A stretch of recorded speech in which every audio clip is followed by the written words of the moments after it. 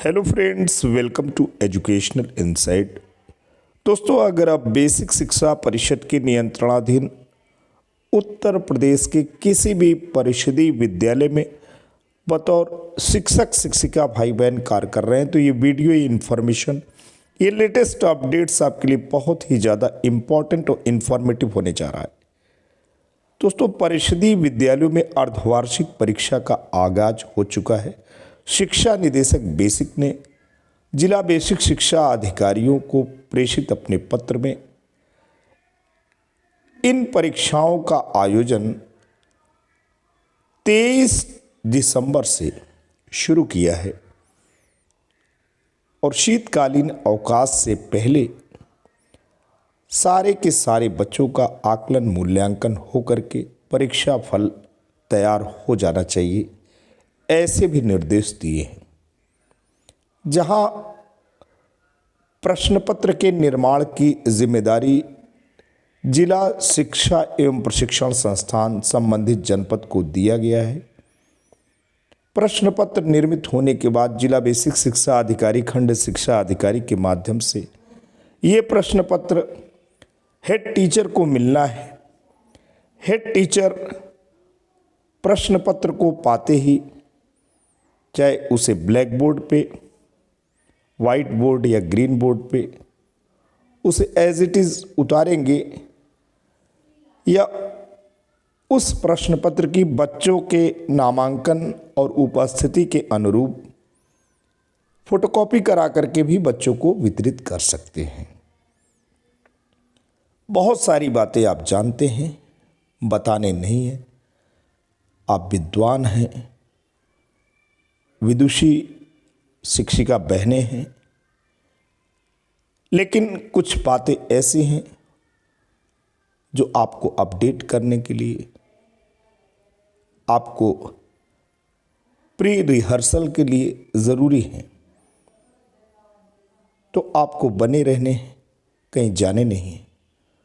थोड़े समय में पूरी की पूरी बातें करने हैं, पूरी की पूरी बातें आपको समझाने हैं। कुछ नवीन चीज़ें लेके आए हैं जो पूरा विश्वास है दोस्तों कि आपको अच्छी लगेंगी, आपके लिए ज़रूरी भी हैं। क्योंकि शिक्षक शिक्षिका भाई बहन तमाम व्हाट्सएप समूहों से जुड़े, तमाम तरह के संदेश आते हैं। ज़रूरी नहीं कि उन संदेशों पे हम नज़र रख सकें, इसीलिए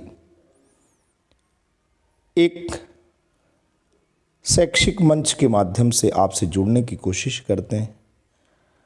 आपको जो महत्वपूर्ण बातें हैं, लेटेस्ट अपडेट, उसे बताते हैं। बिना देर किए दोस्तों आते हैं जिला बेसिक शिक्षा अधिकारी महोदय के पत्र के माध्यम से हम शिक्षा निदेशक बेसिक के पत्र तक पहुंचेंगे और जो भी बातें बताएंगे ज़रूर दोस्तों आपको अच्छी लगेंगी। दोस्तों, आप देख पा रहे हैं आवश्यक समयबद्ध पत्र कार्यालय जिला बेसिक शिक्षा अधिकारी प्रतापगढ़ के द्वारा निर्गत हुआ है। इसमें बात हो रही कि 23 दिसंबर से 30 दिसंबर तक अर्धवार्षिक परीक्षाओं का आयोजन होना है। शिक्षा निदेशक बेसिक महोदय के द्वारा निर्गत 10 दिसंबर एवं 13 दिसंबर के पत्र में जो उल्लिखित बातें हैं उसी के अनुरूप परीक्षा कराई जानी कार्य अत्यंत महत्वपूर्ण समयबद्ध है। किसी भी प्रकार की शिथिलता क्षम्य नहीं होगी। जी हाँ दोस्तों, बच्चों का मूल्यांकन होना है, परीक्षा होनी है, शिथिलता किसी भी रूप में नहीं होनी चाहिए। ये जो टाइम टेबल समय सारणी जारी हुई है, जिला बेसिक शिक्षा अधिकारी महोदय प्रतापगढ़ के द्वारा निर्गत हुई है। शिक्षा निदेशक बेसिक महोदय का भी पत्र लगा हुआ है। 13 दिसंबर का पत्र है। जिला बेसिक शिक्षा अधिकारी समस्त जनपद उत्तर प्रदेश को ये पत्र प्रेषित है। जिला बेसिक शिक्षा अधिकारी प्रतापगढ़ महोदय ने 13 दिसंबर को इसे रिसीव भी किया है।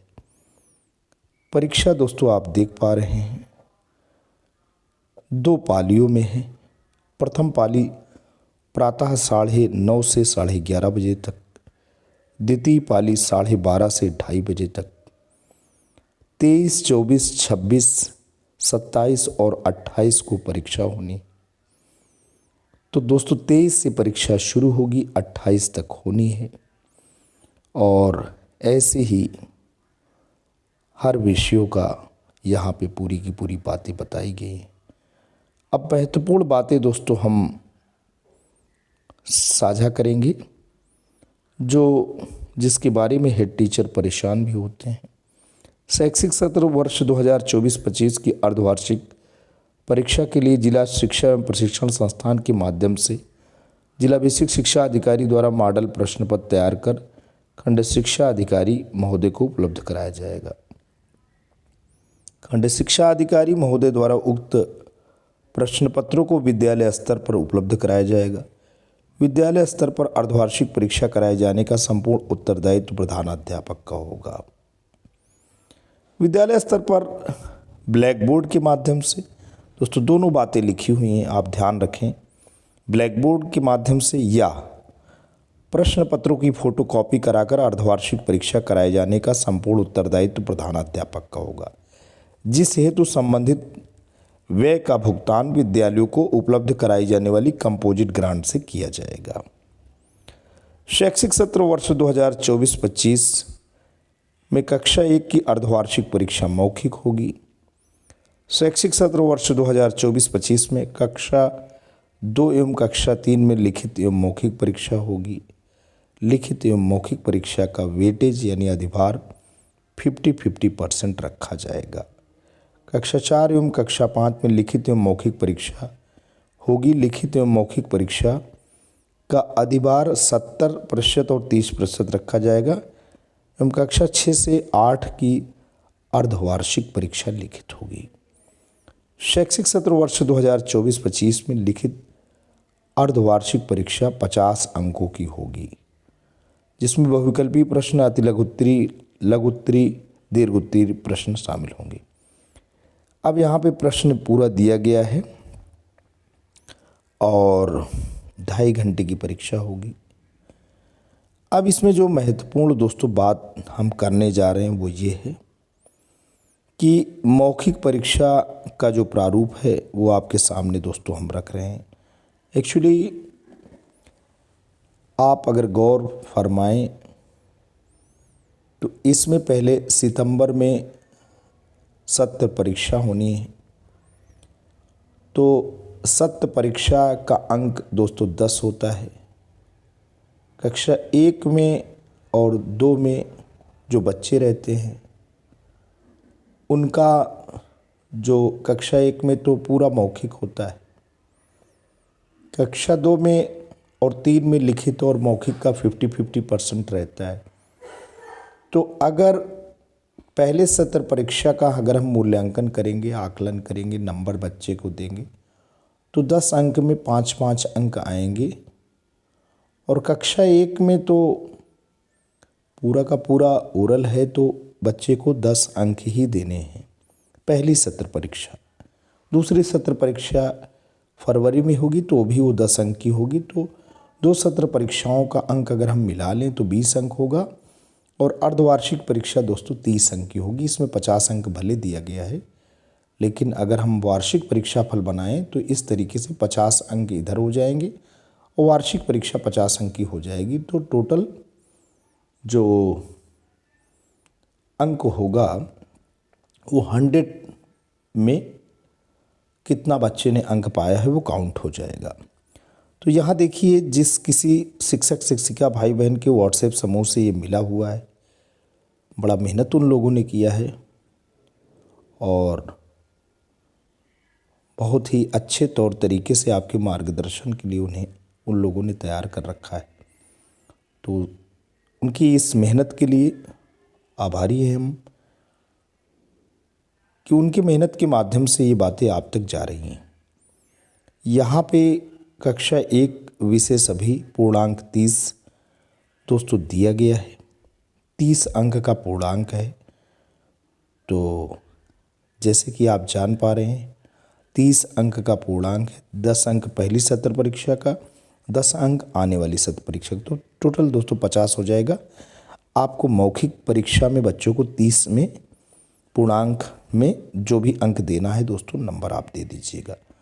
कक्षा 2 में यहाँ पे पूर्णांक आप देख पा रहे हैं कि यहाँ पे 50-50% हो जाएगा, क्योंकि ओरल तो 15 नंबर का होगा और रिटन दोस्तों क्या हो जाएगा, रिटन भी आपका कितने अंक का होगा, ये 15 नंबर का हो जाएगा। ठीक है, तो यहाँ पे पूर्णांक ये जो 15 लिखा है ये ओरल के लिए लिखा है।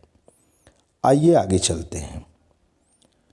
कक्षा 3 में भी ओरल और रिटन का 50-50% है। तो ये यहाँ पे जो भी अंक दिया गया है सारे विषयों के लेके हिंदी, गणित, संस्कृत, अंग्रेजी, सोशल साइंस, कला या संगीत, कार्यानुभव, नैतिक शिक्षा, तो ये सारी की सारी चीज़ें आप विषयों को मिला लीजिएगा, कौन कौन से विषय शामिल हैं उसी के अनुरूप आप अंक देंगे, क्योंकि टाइम टेबल में विषय पूरे दिए गए हैं।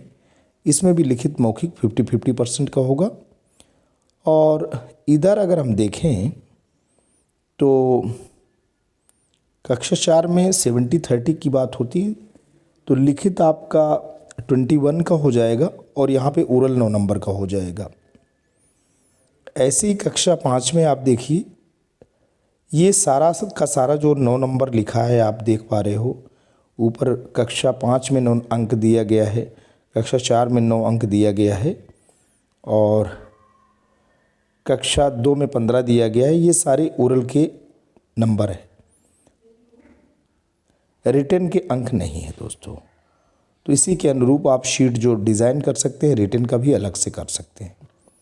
आज के लिए दोस्तों इतना ही। वीडियो इन्फॉर्मेशन, लेटेस्ट अपडेट आशा करता हूँ आपको अच्छा लगा है। लाइक, शेयर और सब्सक्राइब कर दें। जल्द आपके समक्ष एक नए वीडियो और लेटेस्ट अपडेट लेके पुनः हाजिर होंगे। तब तक के लिए जय हिंद, वंदे मातरम।